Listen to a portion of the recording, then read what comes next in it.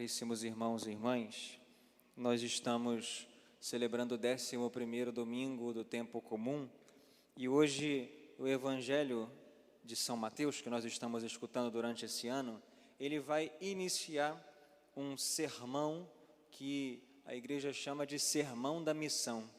Jesus, ele vai começar a dar instruções aos apóstolos acerca da missão que ele mesmo vai conferir a eles.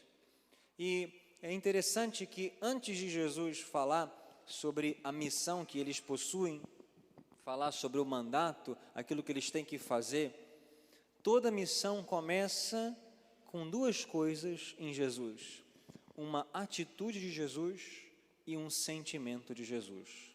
Se nós paramos para olhar esse evangelho, ele começa exatamente dessa maneira.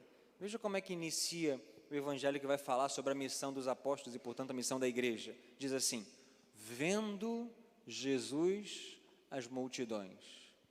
É assim que inicia o evangelho de hoje.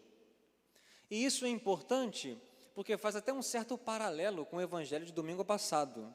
Se nós lembramos, domingo passado nós escutamos o relato da conversão de São Mateus, da vocação de São Mateus. E Jesus, quando foi chamar São Mateus, o evangelho dizia assim: Jesus, saindo dali, viu um homem na coletoria de impostos, um homem chamado Mateus. E vejam, sempre quando São Mateus vai relatar uma vocação, um chamado, ele sempre começa dizendo da mesma maneira: Jesus viu. Também quando ele vai falar da vocação de São Pedro, de São João, de Tiago e André, ele fala a mesma maneira. Andando Jesus no mar da Galileia, viu dois apóstolos, viu dois homens lavando as suas redes. Andando mais um pouco à frente, viu dois homens que estavam em cima de um barco. E aí Jesus vai chamando. Mas a primeira coisa que Jesus faz é Jesus vê. E por que isso é importante?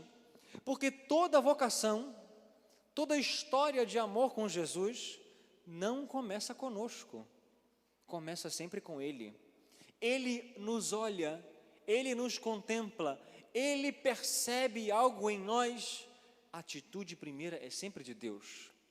Vendo Jesus as multidões, compadeceu-se delas. Vejam, depois que Jesus olha, aquele olhar provoca um sentimento nele. Jesus tem compaixão. E talvez seja o mesmo sentimento que ele tem ao olhar para nós no dia de hoje.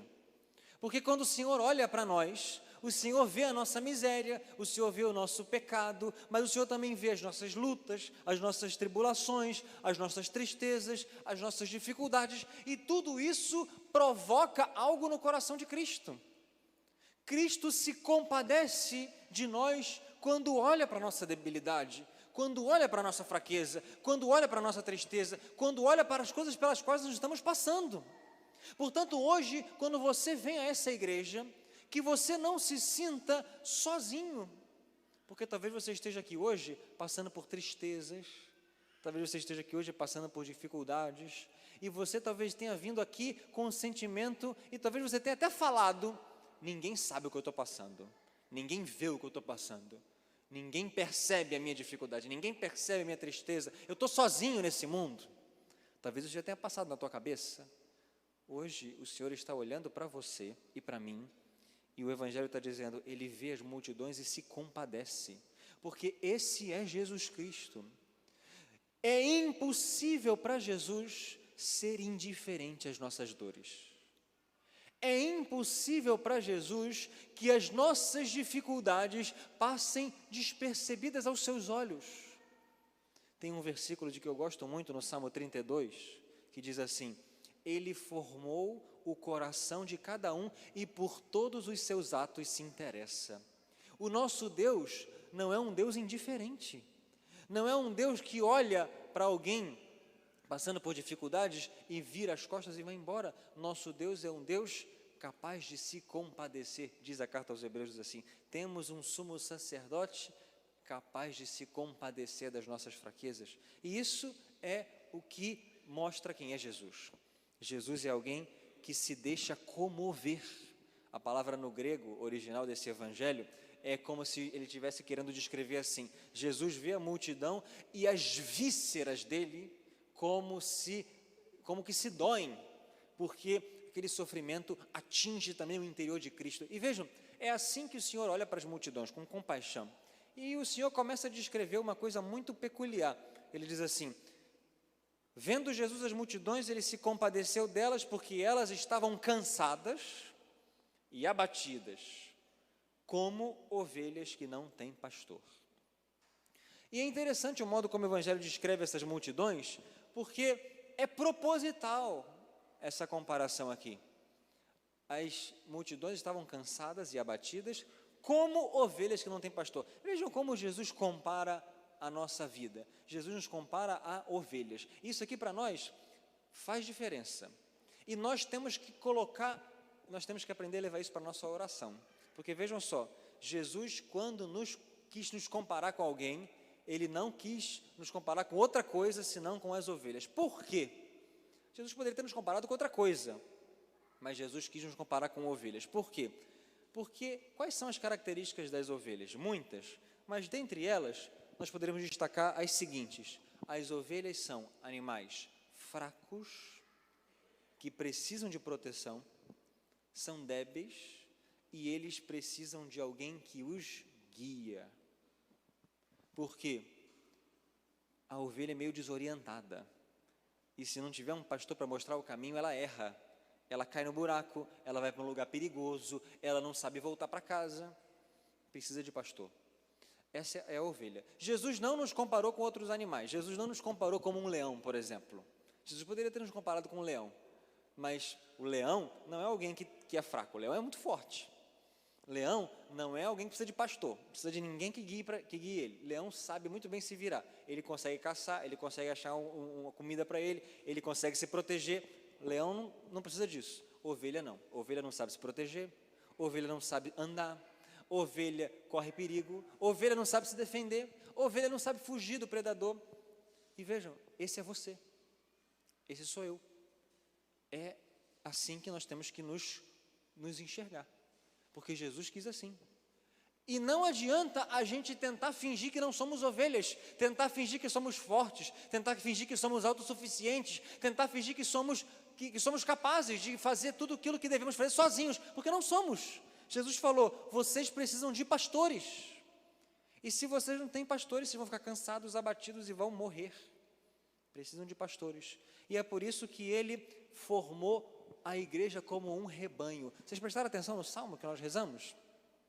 O salmo que nós rezamos dizia assim: nós somos o povo e o rebanho do Senhor. Vejam, é assim que nós somos, e é assim que nós temos que nos colocar na vida. Nós somos o povo e o rebanho do Senhor. E se nós não formos assim, nós vamos perder a nossa vida. Nós somos o povo e o rebanho do Senhor. E vejam, que interessante. Esses dias eu ouvia na internet um relato de um homem que foi fazer uma experiência lá na savana africana. Muito interessante. E ele dizia o seguinte, que ele foi com um grupo de gente e eles estavam sob a guia de um homem que já morava lá, que já trabalhava lá, que já conhecia a selva da África. E eles entraram no meio da selva, no meio do perigo, no meio dos leões, no meio dos animais selvagens. Ele dizia assim: pessoal, olha só, vocês estão aqui e a regra é clara, ninguém pode andar sozinho aqui na selva. Todo mundo tem que andar em fila. Por quê? Porque quem anda em rebanho, os animais entendem que estão em rebanho, ninguém ataca ninguém. Mas se você sair do rebanho, você vai virar presa. Porque quem anda sozinho na savana é presa. E aí ele falou assim: se quiser tirar foto, pode tirar. Mas se você quiser tirar foto, você tem que avisar para todo mundo que você vai tirar foto, todo mundo vai parar. Você vai tirar sua foto e depois todo mundo vai andar. Porque se você sair desse rebanho, você vai ser atacado. E ele diz assim: não adianta fugir do leão. O leão vai te alcançar onde você estiver. Se você estiver longe, o leão vai te alcançar. Se você estiver sozinho, você vai ser presa. E veja que interessante. Levando para a nossa vida espiritual, nós somos o povo e o rebanho do Senhor. Se a gente sai do rebanho, se a gente deixa o rebanho, nós somos presa para o inimigo. Porque o inimigo sabe que nós sozinhos, longe da igreja, afastado dos sacramentos, afastado da igreja, nós vamos morrer. E vejam, o Senhor, Ele tem um método nesse evangelho, que é muito interessante para nós. Jesus olha aquele povo sem pastores, olha aquele povo longe de Deus, olha aquele povo cansado, abatido, entregues ao pecado, entregues ao inimigo, entregues a Satanás, e aquilo comove o coração de Cristo. E Cristo quer cuidar deles, Cristo quer levar consolo, Cristo quer levar salvação para aquele povo. Mas olha o método de Jesus. Jesus não olha para aquele povo e fala assim: agora sim vou cuidar de vocês, pode deixar comigo, deixa comigo que eu vou cuidar de vocês. Ele não faz isso. Jesus, a primeira coisa que ele faz é vê o povo, sente compaixão e se volta para os discípulos e diz assim: a messe é grande, mas os trabalhadores são poucos. Pedi ao dono da messe que mande trabalhadores para a sua colheita. Vejam como é que é o método de Jesus. Ele não faz nada sozinho, mas a primeira coisa que ele faz é o seguinte: temos um problema, um povo sem pastor, um povo que está perdido, um povo que está sob ataque dos lobos, o povo que está em perigo. Esse povo precisa ser pastoreado. Agora ele se volta para os seus discípulos e fala assim: rezem, peçam, supliquem, para que Deus atenda a oração de vocês. Jesus dá um jeito de que o povo participe daquilo que ele vai fazer.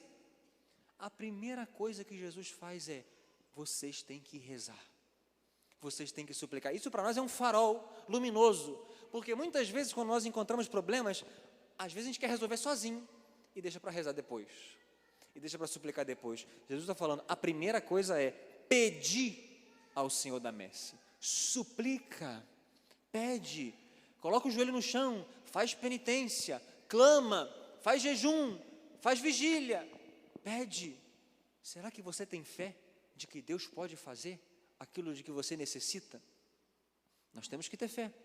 E depois Jesus continuou com o seu método. Veja o método de Jesus. Ele olha para a multidão sem pastor, sente compaixão e ele fala: rezem. Depois que ele fala rezem, ele se volta e chama apenas os 12. E veja o que o Evangelho disse: Jesus chamou os 12 discípulos e deu-lhes poder para expulsarem os espíritos maus e para curarem todo tipo de doença e enfermidade. Uma pergunta: quem é o único que tinha esse poder para expulsar os demônios e para curar qualquer tipo de doença? Quem é o único que tem esse poder? Cristo, é Deus. Deus é o único que tem autoridade sobre Satanás, que tem autoridade sobre os espíritos malignos e que tem autoridade sobre as doenças, para curar as doenças. Mas agora, o Evangelho está dizendo com clareza, está claro no Evangelho, que ele reúne aqueles 12 e não outros, aqueles 12, e dá àqueles 12 o poder que é dele. E vejam, por que Jesus está fazendo isso no momento em que ele está percebendo a debilidade de pastores do povo? Jesus está dizendo com clareza que a partir de agora ele vai pastorear aquele povo que está sem pastor através do poder apostólico, através dos apóstolos que vão receber um poder que é dele, que ele deu. O que é isso aqui na vida ordinária? Isso aqui é o poder sacerdotal. Jesus está antecipando o que ele vai fazer na última ceia. Ele vai dar àqueles homens, aqueles 12, unicamente aqueles 12, o poder que é dele. E esses 12, ao longo da história, vão partilhando o poder recebido de Cristo. Isso é sacerdócio. Isso é o sacerdócio católico. Jesus está dizendo o seguinte: eu estou reunindo 12, porque eu estou refundando as 12 tribos de Israel. Esse povo que era de Deus e que continua sendo de Deus, agora é um povo novo, que vai ser fundado sob o poder que eu dei. E eu vou pastorear o mundo inteiro através do poder dos sacramentos, através do poder dos sacerdotes. E vejam, meus irmãos, por que Jesus está deixando isso com muita clareza? Porque a partir de agora, ele vai cuidar dos homens através do exercício do ministério dos sacerdotes. A partir de agora, todos nós dependeremos do sacerdócio católico. Todos nós dependemos do sacerdócio. E se não tivermos o sacerdócio, ai de nós. Se não tivermos o exercício dos sacerdotes, ai de nós. Se não tivermos os sacerdotes, não temos Jesus pastoreando o mundo inteiro. Todos precisamos de um sacerdote. Inclusive nós sacerdotes, precisamos de um sacerdote. Inclusive eu preciso de padre, porque eu também me confesso. Eu também fui batizado, eu também fui crismado, eu também fui ordenado, eu também já recebi unção dos enfermos. Todos nós precisamos do sacerdócio. Por quê? Porque é esse ministério que vai dar continuidade ao pastoreio que Jesus ordenou. Jesus começou. E vejam, por que isso é importante para nós? Porque talvez nós não tenhamos a fé suficiente no sacerdócio. Mas deixa eu dizer, se nós não sabemos o que é um padre, o diabo sabe o que é um padre. E o diabo tem tentado destruir a imagem do sacerdócio diante do mundo. O diabo tem tentado diminuir, apagar, dessacralizar a imagem do sacerdócio. E Jesus é claro no Evangelho, Ele concedeu um poder a esses homens. Não significa que esses homens são os mais santos do mundo. Não significa que esses homens não precisam de conversão. Precisamos de muita conversão. Mas vejam, Deus deu a esses homens um poder sacerdotal, que é dele. E é por isso que a igreja precisa rezar. Jesus falou, pedi ao Senhor da messe, que mande pastores, que mande trabalhadores. A igreja precisa suplicar a Deus que santifique os sacerdotes. Nós estamos no mês do Sagrado Coração de Jesus, e São João Maria Vianney dizia assim, o sacerdote é o amor do coração de Jesus. E São João Maria Vianney dizia assim, do que adiantaria nós possuirmos um tesouro preciosíssimo, se não tivéssemos a chave que pudesse abrir esse tesouro? E ele dizia assim, o tesouro é Jesus Cristo e as graças que Ele quer derramar, mas a chave que abre esses tesouros são as mãos sacerdotais. Meus irmãos, nós precisamos suplicar a Deus que santifique os sacerdotes e que faça os sacerdotes não se esquecerem de quem eles são. Uma vez eu escutei um padre americano, um padre exorcista americano, falando um testemunho, que ele dizia o seguinte, ele foi uma vez fazer um exorcismo numa pessoa que estava num prédio, um endemoniado, estava num prédio, e quando ele chegou entrando naquele prédio, ele estava junto de algumas pessoas, de alguns leigos, que eram pessoas de muita oração, e que tinham uma intimidade muito grande com Jesus, e essa pessoa que estava entrando com ele no prédio, falou assim, padre, o senhor está escutando o grito dessas pessoas? Ele falou, sim, estou escutando. E ele falou assim, padre, eu estou vendo os demônios enfurecidos quando o senhor está chegando aqui nesse prédio. E aí o padre falou assim para ela, mas por que você acha que os demônios estão enfurecidos só com eu entrando aqui nesse prédio? E a pessoa falou assim, padre, porque os demônios sabem o que o senhor faz. Vejam, nós que não temos a visão de anjo, que não somos capazes de enxergar com clareza o mundo sobrenatural, às vezes nós vemos um padre e vemos somente o homem que está por detrás, que está na frente daquele sacerdócio. E esse homem é pecador. Esse homem às vezes não é aquele santo que Jesus espera dele, mas um anjo, ele consegue compreender e ver aquilo que aquele homem carrega dentro dele, o ministério de Jesus Cristo. É por isso que o diabo treme diante do sacerdote, não porque aquele sacerdote é maravilhoso, é santo, é porque ele sabe o que ele tem dentro dele, o que é um caráter sacerdotal. Vejam, nós temos que ter essa fé, porque o mundo ataca o sacerdócio, e quando o mundo ataca o sacerdócio, ataca todos nós, ataca a igreja inteira, porque a igreja está fundada nos sacramentos. Sem padre não tem eucaristia, sem padre não tem confissão, sem padre não tem batismo, não tem unção dos enfermos, não tem sacramento, e portanto, sem sacerdócio não temos a graça.